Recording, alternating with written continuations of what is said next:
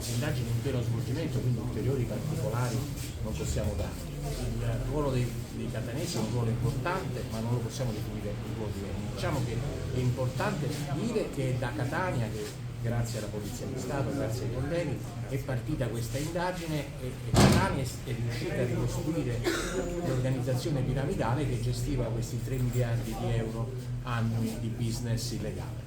Un fatturato simile a quello del traffico di cocaina? Ma non so se sia simile, forse quello di cocaina è maggiore, però certamente le percentuali di guadagno che si ottengono da queste attività illegali con rischio minore sono pari a quello del traffico di cocaina. Investo 1, investo 2 e ricavo 10, 20 a seconda.